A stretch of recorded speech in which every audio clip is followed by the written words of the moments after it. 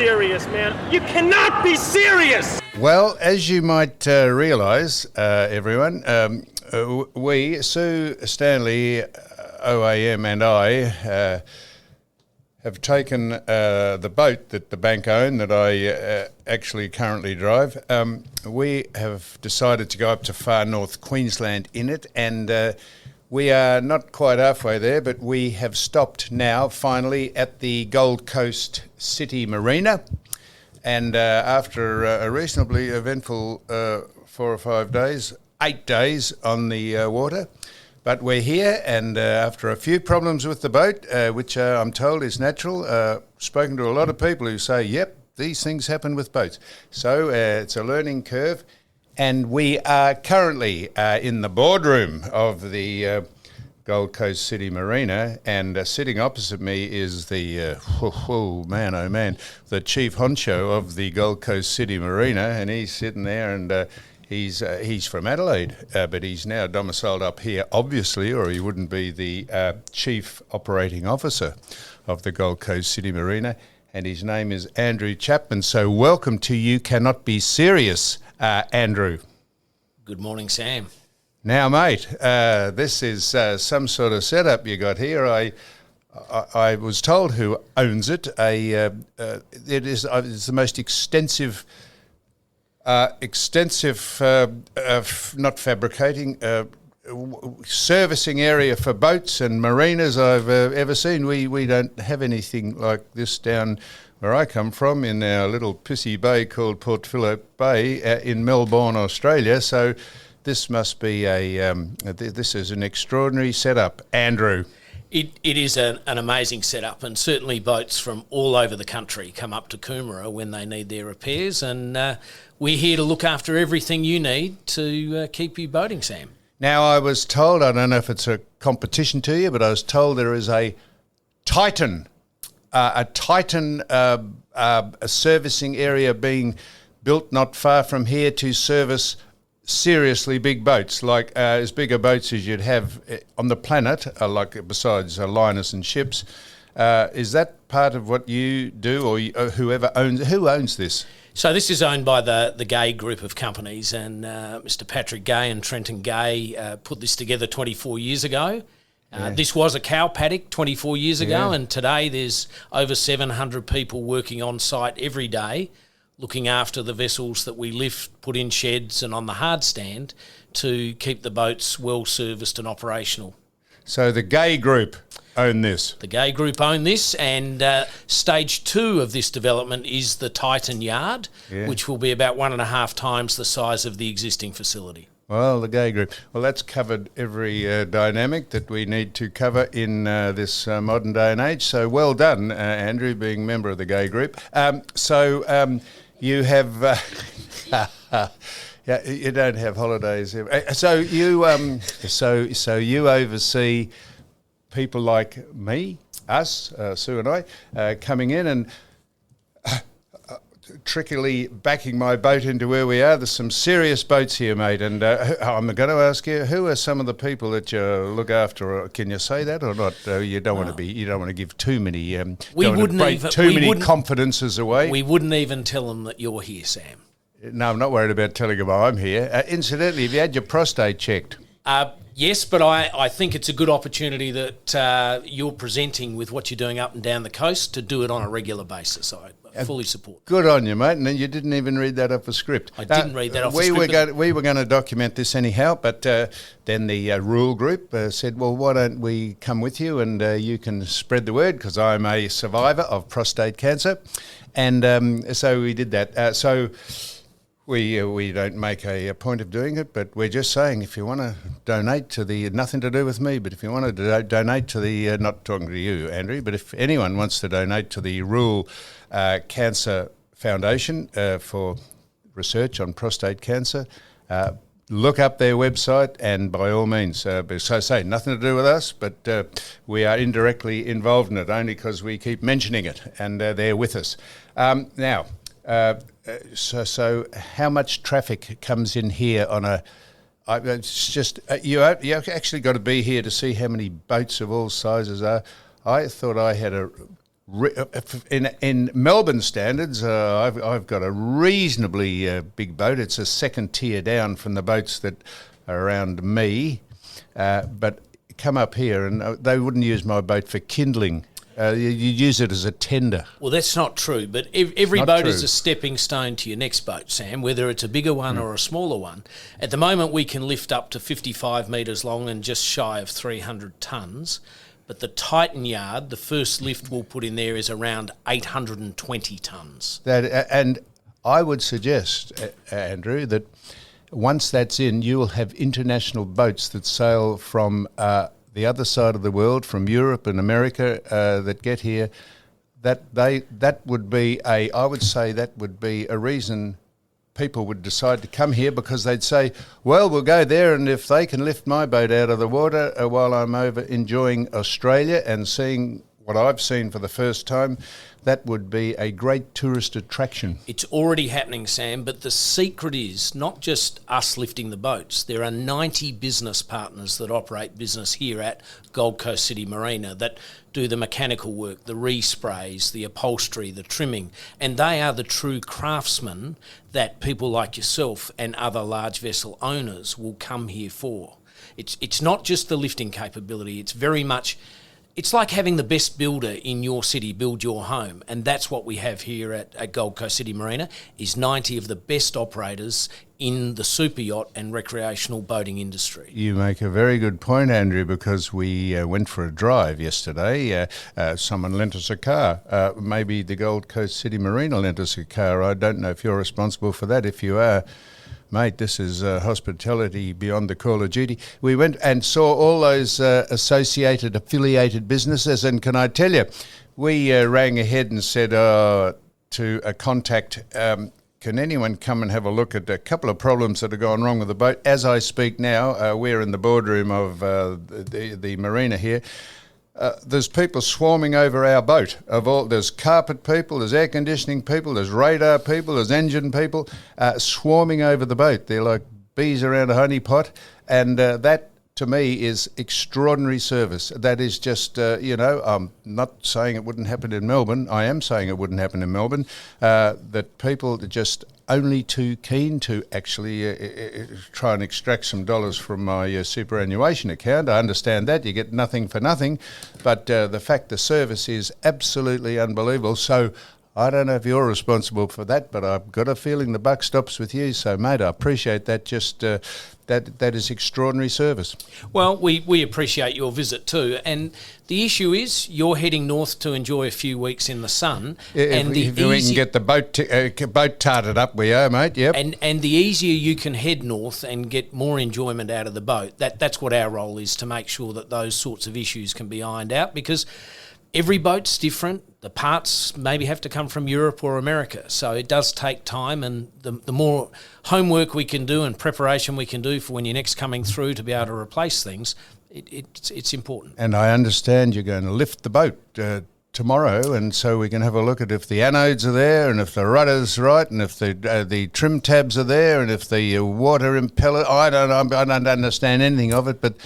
And then we'll just hose its ass, we'll hose its bottom and get all the growth and stuff. Mind you, it's been anti-fell not long ago, but that would give us tremendous confidence to keep going. We'll just give it a quick check over and make sure that you're all set to head north. This is the cruising time, so the sooner we get you back heading north, the better for you guys. So what else could you tell us, mate? You live up here, you've come from Adelaide. Did you get cherry-picked from Adelaide? What did you do before you got here?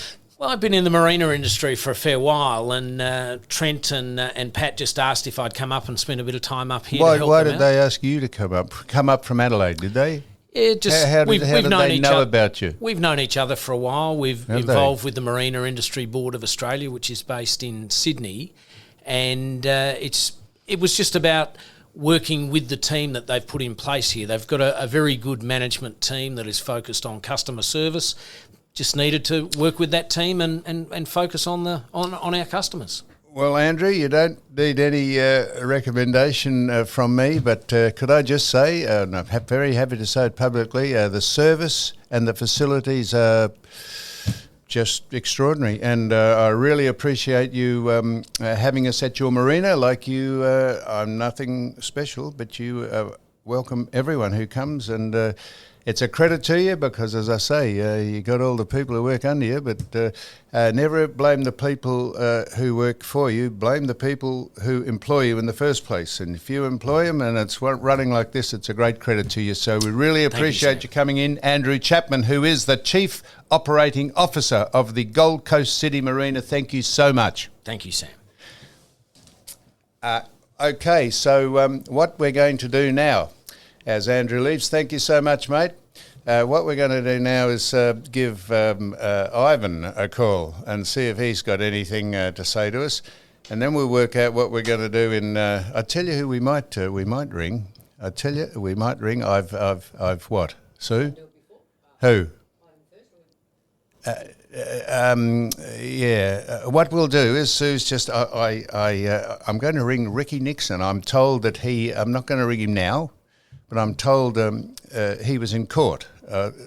News has travelled up here. Someone sent me, about 8,000 people have sent me a picture of him coming out of court, and he was found guilty of doing something, I don't know. Maybe we'll ask the man himself. And but we're going to speak to I'm going to dial him now. I'm going to speak to Ivan, whose name is Paul, but I call him Ivan because... he's on standby, though. Is he? Yes. Oh, yeah. Wow. So I just have to dial him now, do I? Absolutely. All right, here we go. This will be interesting. Here we go. Oh, well, I'll get the headphones on. Hang on just a minute. Hello. How are you? Ivan. Hey, how are you going? Hello from the Gold Coast City Marina. Oh, wow. You made it to the Gold Coast. We have limped up. No, we've gone very nicely up here. We've had some problems, but I'm told that don't worry about the problems we've had. Now, how's it going down there?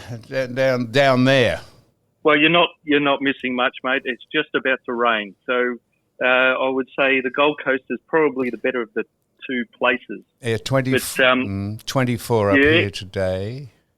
Okay, 14 here if we're lucky. Okay. If the sun comes out. So but, I'll just relay a message everyone's been asking about you. But I've just told them that you've got a YouTube channel. So the last few days I've just been having a look at that, and boy oh boy, you've had some issues. Yeah, well our YouTube channel is called Smart as Sam, and you can look at the progress of what we've been doing. Sue has done an extraordinary job just documenting it on an iPhone, nothing too flash, and we've had plenty of comments. We've had, honestly, I don't want to pull me snag or anything, but we've had... We've had hundreds of thousands of people all over the world intrigued as to what we're doing, because this is not a slick production. We are ham-fisted. We're novices at it, and the trials and tribulations of taking a boat up north. When you see what can go wrong and how you handle it is, we don't make anything up. And I'm a bumbling, stumbling old bloody dinosaur, has no idea what I'm doing, and it's extraordinary. I think the only thing that hasn't happened is you haven't come across a whale, have you? You haven't hit a whale or anything like that? Well, Ivan, we haven't hit a whale, but we saw one spout next to us, and it sprayed water, actually, almost over us. I don't know if you've ever had a whale spray water over you before in your life, or anyone spray water over you. But anyway, Sue got that. Sue got that immortalised that on celluloid, so that was on one of our posts we did. But when we see a real whale proper with its fin out and it's coming up alongside the boat, that'd be great. No, well, that's the whale superhighway, isn't it? And you're in the right season, because there's got 40,000 whales that travel. What was that? What'd you say? The whale superhighway. So what did you say? How many? About 40,000. 40,000 whales. 40,000 whales should be travelling right across where you are. This is the season. I didn't know there was that many whales in the world. They keep saying they're an endangered species. Well, yes. Well, if they were at one stage, weren't they? Yeah. If there's 40,000 travelling up to far north Queensland, how many are travelling in other parts of the world to where they go? Who knows, Ivan? Who knows? No, just the Japanese. They'll know. That's right. They slaughter them and eat them. Yeah, no, we won't. I haven't eaten while. Mind Now, you. Yep. Yeah. Go ahead. Now, have you been across? You've got the internet up there, obviously, but have you even been looking at the news in the last 7 days? You probably haven't. You've probably been. To be quite honest, Ivan, that's a very good question. We've been grappling with not falling off the boat for a best part of 8 days, so we haven't had a lot of time to check the news. Hence, why we're speaking to you, Ivan. You're going to tell us something that's been happening, other than, as I say, Ricky Nixon going to court and being found. Is he found guilty? He was found guilty. He says he wasn't guilty, but I'm just trying to think. Well, he would say that, wouldn't he? Of course he would. He said no. Well, he's not going to sue me, is he? He said that the postie come in and assaulted him, and the judge said, "Why would the postie come in and assault you?" But no, he's got his reasons. It's a reasonable question, Ivan. One that I'm going to try and ring him and put that to him. Yeah. I'll say, Ivan said, "Why don't you ask him this?" So I'll say, "This is a question from Ivan." Well, I know Gus, the postie, and he's not a bad fella. You know Gus, the postie. Yes. How do you know? How do you know him? Yeah, I just know him. I'm not going to go down that track. I just know him. He delivers parcels as you would. So you've had a chat to Gus. Well, see if you can ask Gus. Could he come on the phone? Well, how well do you know him? Well enough to have a laugh with him. So yeah, I'll ask. You got his number? No, I don't. No, well, I don't. I see him most days though. Do you? What did he say happened? No, we didn't talk. No, I'm not going down that track. We didn't talk about that. But well, we'll talk. Get his number, Ivan. All right. How often do you see him? What do you mean? Hang on. You're not. Hang on. No, I'm gonna write his. I'm just gonna write this down. What? You won't remember that I've asked you to do that. Well, I'm going to write it down. What's his name? Gus. Gus. Yeah. But that's not what. Yeah, but that's not what they. That's not his real name, is it? So I just know him as Gus. What do you mean that's not his real name? Well, how would I know? Well, when I saw it. Yeah. Go on. Yep. Well, I've called him Gus for the last 4 years. Why have you called him Gus? Is his name Gustav? Is his name Gustav or Angus or Gustav? No, it's what? Yeah. It's something.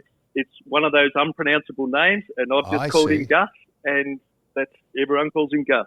So when you say you'll try and contact him, how will you do that? Will you just stand downstairs and hope he delivers a parcel?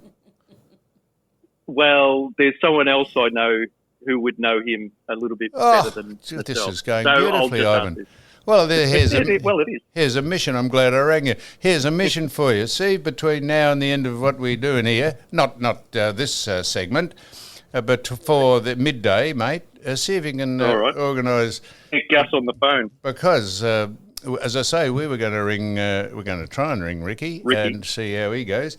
But we like there's always three things in a conversation. There's what they say, what you say, and the truth.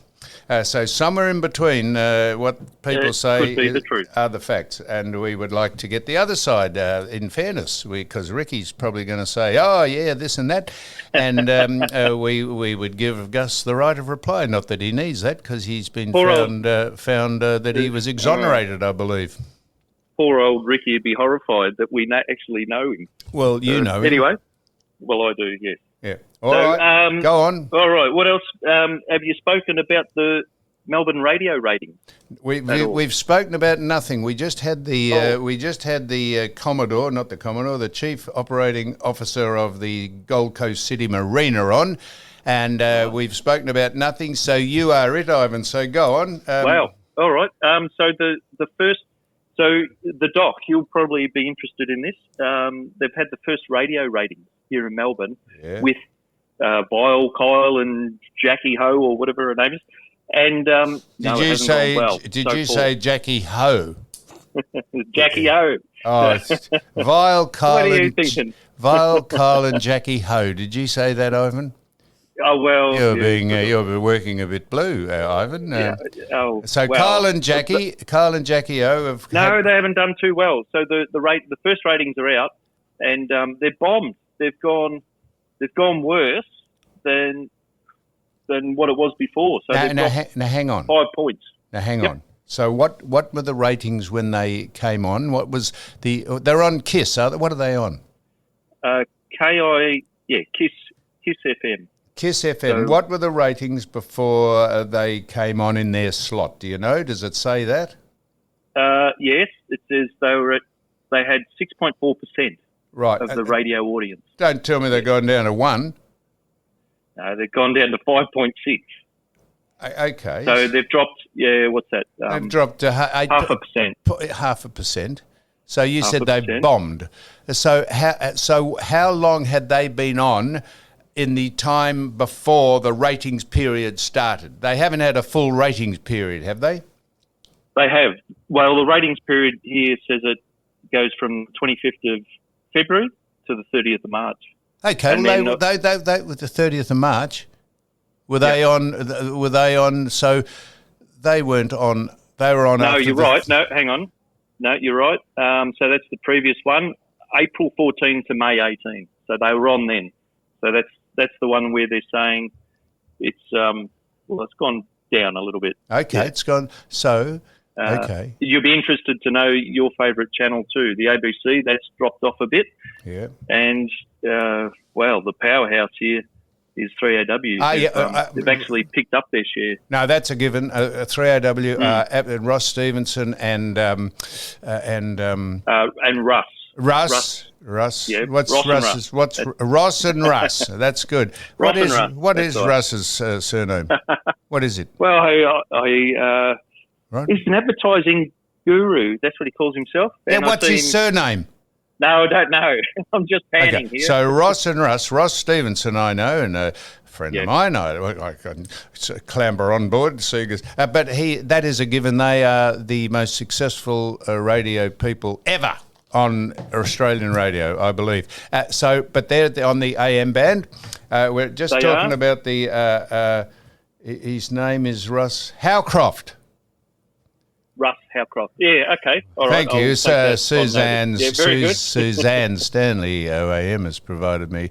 Usually I get you to look that up, Ivan, but... I would. You're the main... I'm trying to do two things at once. Talk to you. You're the main man here today, Ivan. Now... the doc will be happy. Hang on. What? AWR, it's a given. We never don't mention them because they are just outstanding and will be forever because of those very talented people on it. But that's the AM, and the FM battle is up and running. And you reckon I wouldn't write off Kyle and Jackie O because people, it'd be a knee-jerk reaction. Oh, no, not to listen to them for a start. But they might gravitate to them, and I don't think people would pay...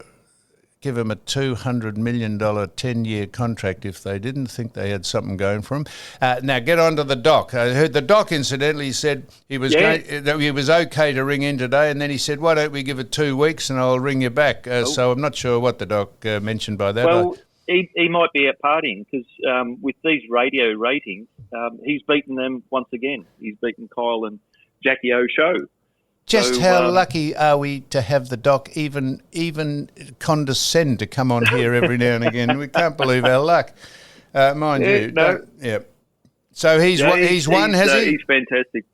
Yeah, he's won again up there. I know it does fluctuate a little bit, but he wins the Sydney Wars more often than he loses. So he's doing well up there. And I think your mate's Brendan Favola, is he on that Gold 104?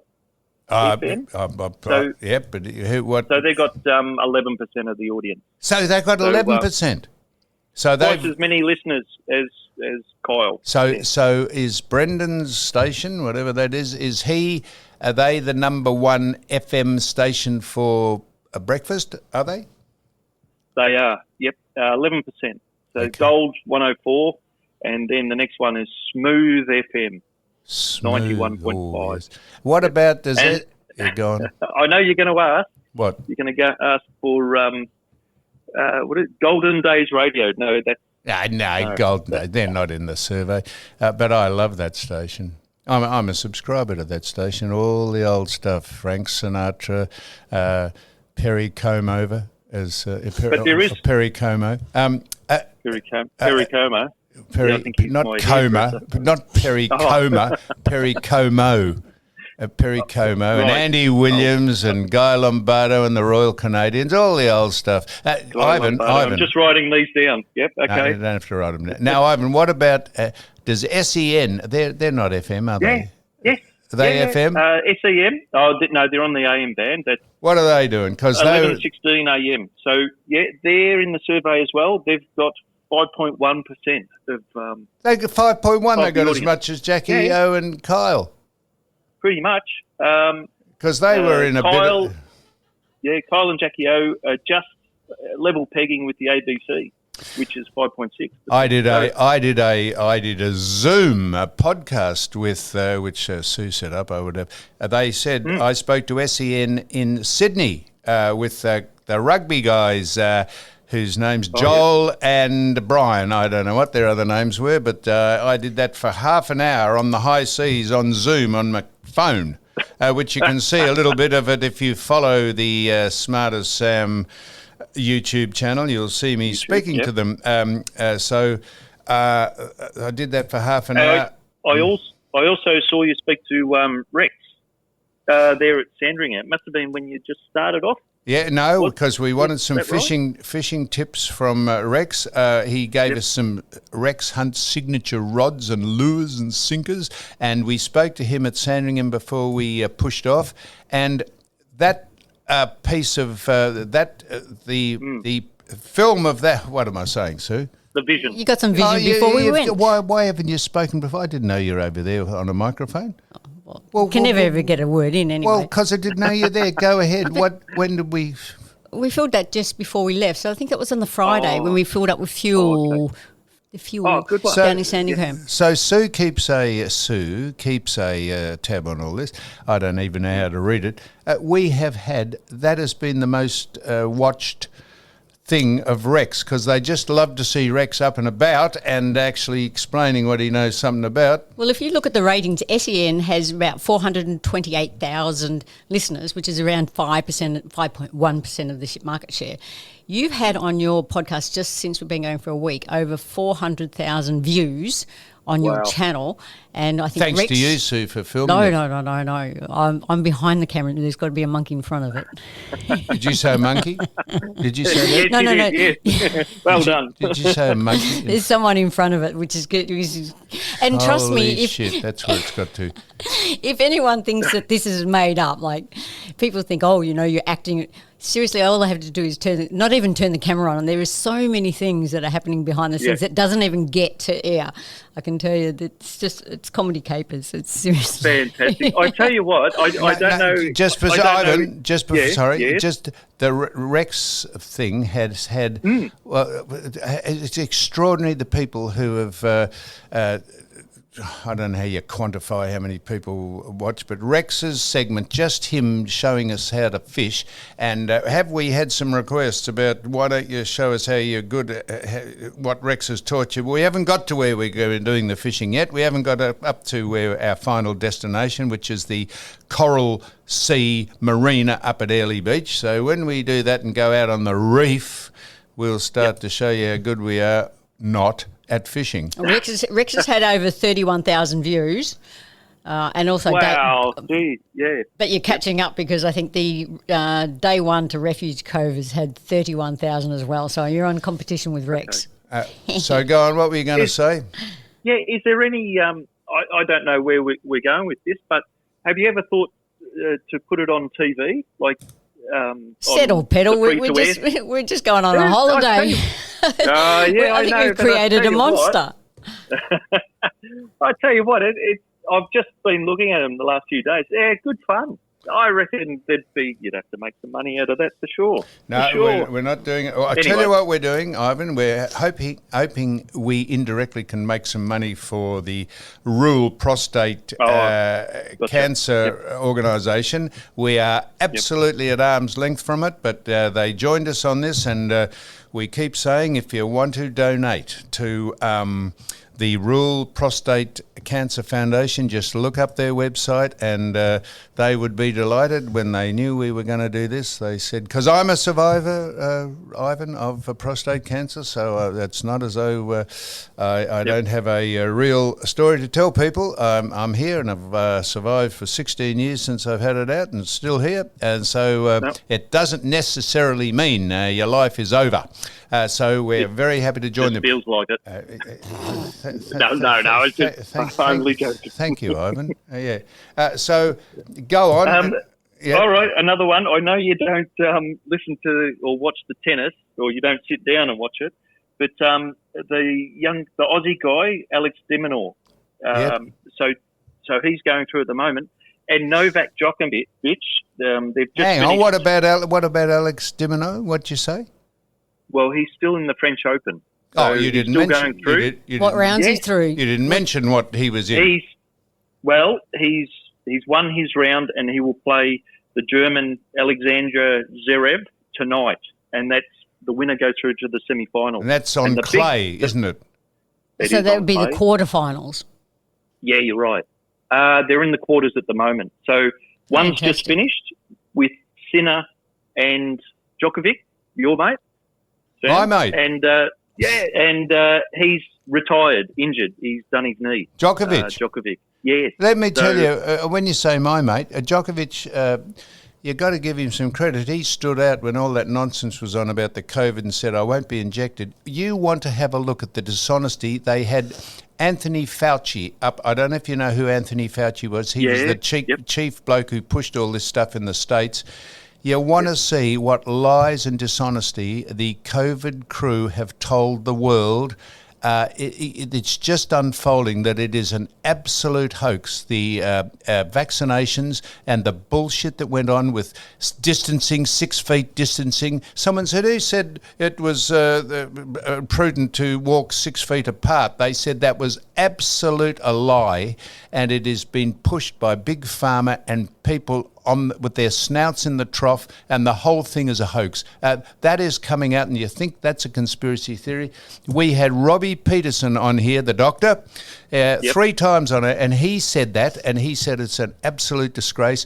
And with the amount of flack we got, why do you have conspiracy theorists on about all this, and disinformation and misinformation? They are absolutely spot on, and we in this state that I'm not in at the minute, that you're in, we led the world with absolute lies and nonsense about people who had no idea what they're talking about, and cruelled that great city we live in to be just almost a ghost town for no reason. For no reason. Yes. They said said that the two, this is the medical experts have said this, but they weren't allowed to go on air and say it in case they were banned because they were misinformation. They said the 2 areas that were affected morbidity rate was if you had underlying health issues in the first place or you were the elderly. That applies to any disease, flu, influenza, anything that you get, that applies to that. And the COVID was no different. Other than that, it was no different from anything else, and they shut down the whole world due to dishonesty and money. Now, anyhow, where were you? Is that right? Djokovic, you said Djokovic. Yes, go ahead. Yeah.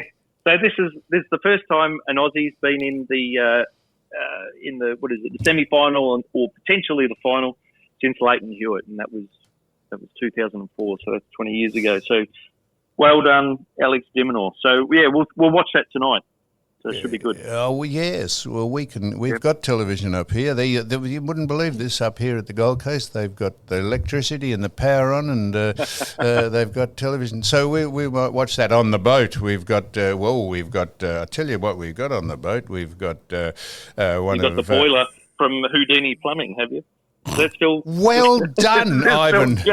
Well done. I was going to say I'm getting these bloody ads with you in it, and then if it's not you, it's Wayne Carey. So Houdini Plumbing. No, that's all right. But we did that for Houdini Plumbing. But the only thing that hasn't gone wrong on the boat is the boiler. the heat exchanger that Houdini Plumbing that we have from Houdini Plumbing. So I could tell you, I've got 12 things that have gone wrong with the boat. I could tell you, I won't read them out. That Houdini Plumbing's not one of them. The Houdini Plumbing people, that's not one of them. So there's a bonus. I won't read out the things that have gone. I might transmit. I won't read them out. There's 14 things gone wrong with it. Why did are you halfway?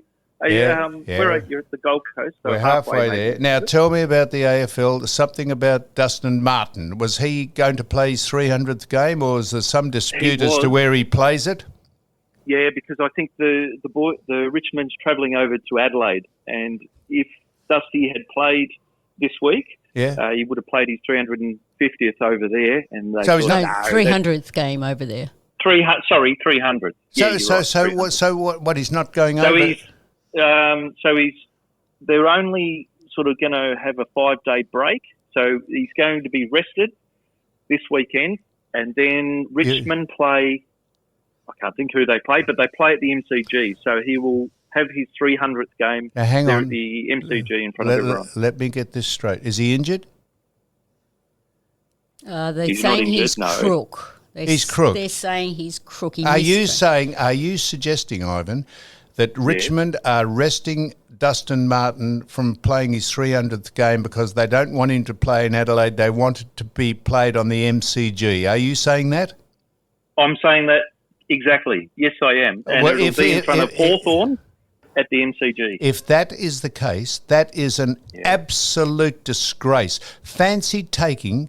If Dustin Martin is good enough to get a game in the seniors, the AFL seniors for Richmond, fancy taking the Richmond supporters for granted by not putting your best side in to see if you can win a game over in Adelaide, because that's what it's about, winning games. And if you are resting one of your star players just so you can pull your dicks by not Dustin, of course, but if you can just pull your collective snags so that he can play his 300th game on his home soil, and so everyone cheers and everyone throws. This is not a slight against Dustin, because he's a very great man and he's a great player, but if the Richmond hierarchy have made that decision, they ought to resign en masse, because that is taking your supporters for granted. What in the God's name do you play football for if it's not to see if you can win as many games as you can with the best side available? Well, it is Richmond sitting in 17th on the ladder against Adelaide, who's 14th. So it's not a big bang match. What? You know how football goes. It's a tribal game, and if North Melbourne thought that they could win, they probably won't win a game this year, but if they had a chance of winning one game and they rested their star player because he was going to play his 100th game or 200th game or 300th game, and robbed them of a chance of winning one game. You wait till North Melbourne win a game, the crowd will go berserk because they've starved for success, and that is it. I don't know if he's injured, fair enough, but if they've made it up, that is. But seriously, you may as well give your membership ticket back. It seems very coincidentally. Sus. That's the word I'd use. And I've got a question, because I don't know about this. You will know about this. The Rising Star Award. So you've got two people in the running. Sam Darcy. Yeah. Sam Darcy and Harley Reid. Yeah, Harley Reid from the Eagles. Sam Darcy is Luke's son, that's right. He? Yeah, from the Bulldogs. Yep. Yes, he is. Yes, you're right. Who's the other one? He's been rubbed out. Who? It's Harley Reid from the Eagles. You know him? No, but what's he been rubbed out for? Oh, yeah, well, for a sort of a half a sling tackle. So they were nominated for the Rising Star for that week, were they? Well, is it an award? Is it like the Brownlow? Oh, yeah, at the end of the year, is it? Know. The end of the year. So what do you mean you thought I'd know? At the end of the year, it's an award. You're the footballer. Well, Ivan, the award doesn't get. Does it get announced every week, or is it the end of the year? The Rising Star for the end of the year is someone like the same as the Brownlow. No, you're right. I think it's like the Brownlow, but it's for the rookies. Yeah. So you're saying Harley Reid is ineligible now that he's been rubbed out, or not? He has. So what it'll be, the two top the two top rookies of Contenders. the year. And then there's, contenders. And then there's clear air to number 3, and it looks like number 3 will, whoever that may be, will pick up the award. Here's a question. I know I'm a footballer, Ivan, and I should know, but here's a question to you: Is the Rising Star Award is the rules based on the same rules as the Brownlow? If you are suspended, you are ineligible. Exactly. You know that, do you? Exactly right. Well, yes, that's what Tony Jones was banging on about last night on the news. So that's how that's going to play out. So it's going to look a bit strange, isn't it? So your two best contenders are not going to be eligible. And I know, but both Reid and Darcy are now ineligible for the Ron Evans Award of the Rising Star. So both of them are ineligible, not just Harvey Reid or Harley. Is that what you were saying, Ivan? Yeah, I know. I think. No, is that what you were saying? Yes, Ivan, that is exactly what I was saying. Ivan, can I have this chat to you? Now, mate. We are recording, aren't we? Fucking oath.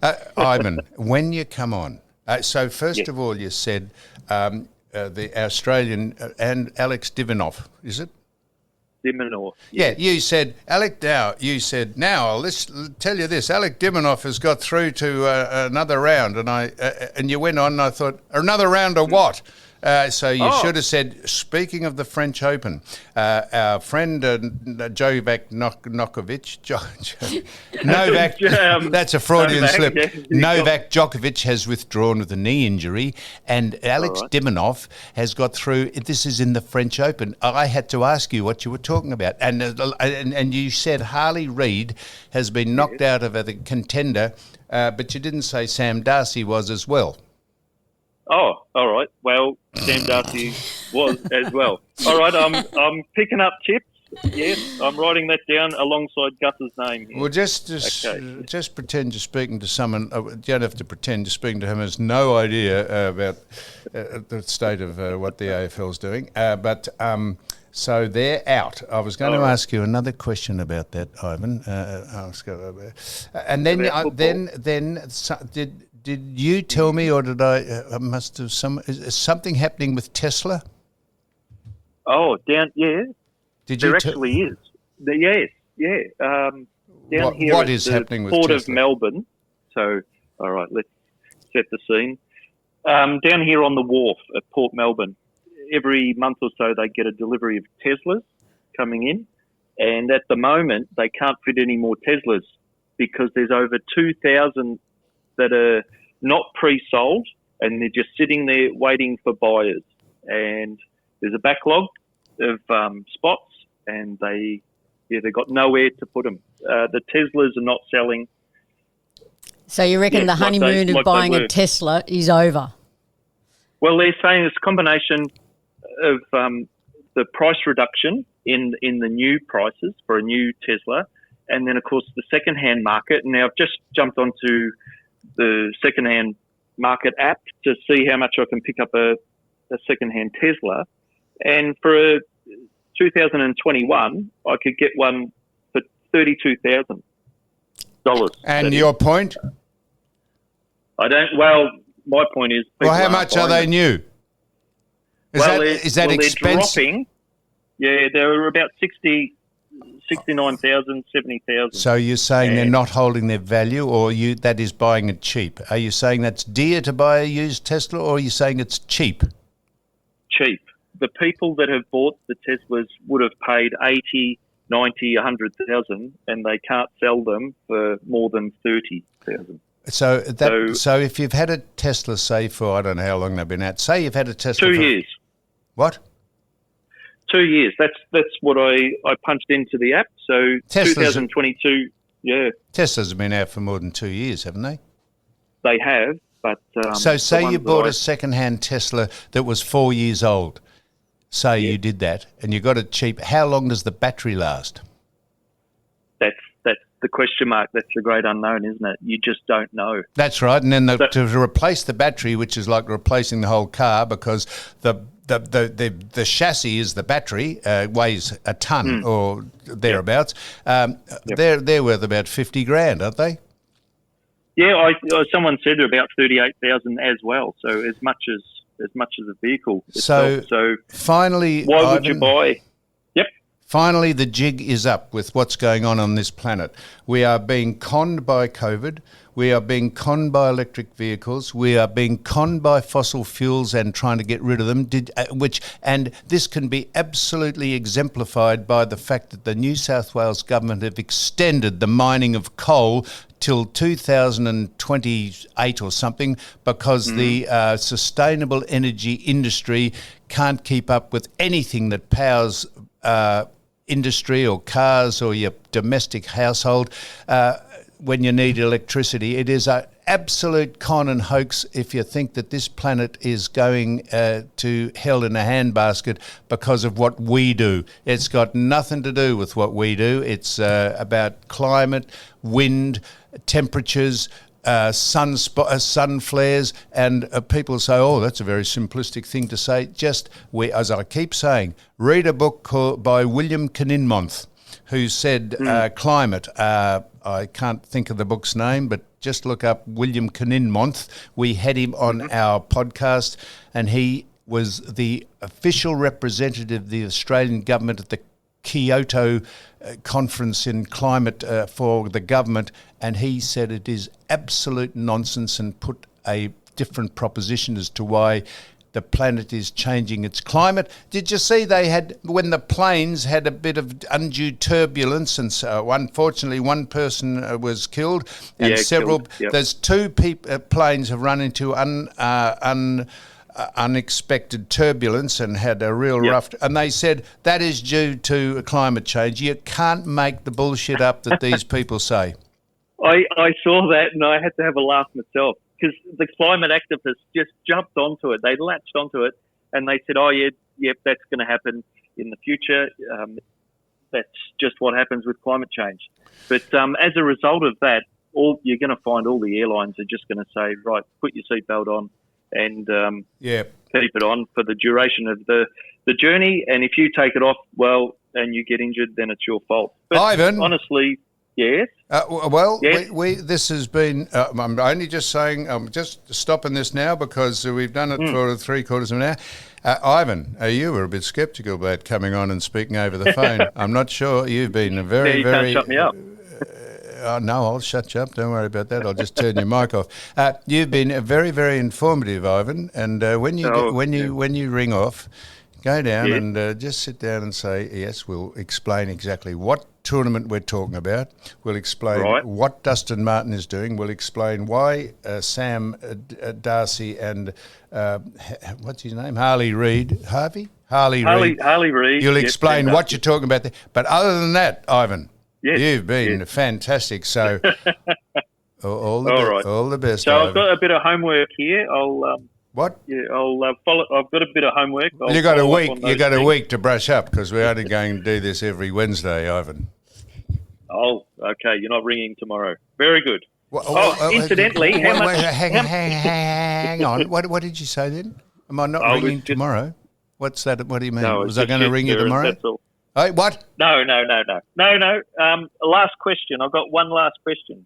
Yeah. How much fuel have you put in the boat? Yeah, what, money-wise or litres? No, I tell you what, I keep whinging about the fuel, and I'll keep whinging about it. Don't worry about that. But if you've got to whinge about the fuel, you shouldn't have come on the trip. We knew how much it had cost. It's cost so far, fuel, what do you reckon, Sue, 50 grand, 60 grand? What, 50, 40? No, what? No, it wouldn't be, I'd say 15 to 20. We're only halfway through a trip. We're just splitting hairs. Hang on a minute. So, Sue, you've been in charge of my credit card, have you? No. I put the credit card in the bloody mouth of the Bowser. That is absolutely... 4,000 at a time. We only filled up three times, so... and it cost 16. We put in 7. It cost 16 grand to fill it up each time. Yeah, but we've never been empty. No, we haven't been Biggest empty. one was 7K in Newport. Whoa. And then 7K. 4. So currently to date, I reckon 20. 15 to 20, yeah. Yeah, and we're halfway there, Ivan. Yeah, halfway there. How big is the tank? 6,000 litres. Wow, okay.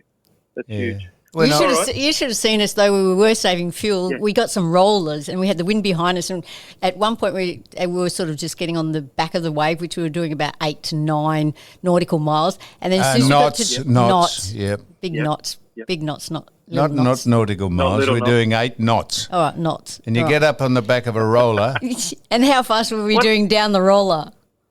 Well, you What's wouldn't. a roller? Well, A wave? What's a the roller? swell, we had swells of 5 to 6 metres, which is almost as big as the boat, but they weren't breaking. But the boat, so the swell comes through and it lifts the back of the boat up, and the boat gets on the top of the swell and it slides down the front of the swell, and it went from 10 knots to 21 knots down the face of the swell.